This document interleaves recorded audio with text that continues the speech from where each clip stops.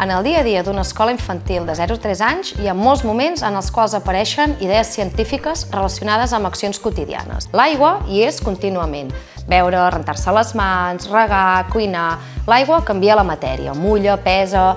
I tot això ho descobrim al 0 a 3? Sí, les educadores són conscients de la importància de l'aigua a la vida i a l'escola, poden acompanyar amb respecte els diferents processos i descobriments dels infants. Cal una persona adulta present, tranquil·la, coneixedora de la temàtica, que posa paraules al que passa, que capta l'atenció de les criatures i prepara nous reptes, que provoca diferents situacions i que segueix un fil conductor amb interès per a les criatures.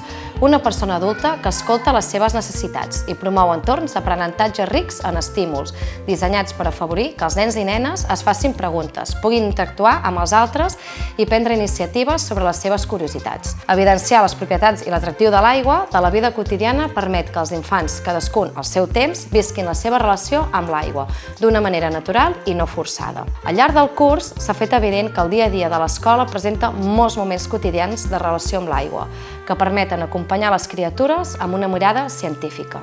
Les educadores han detectat diverses oportunitats d'aprenentatge.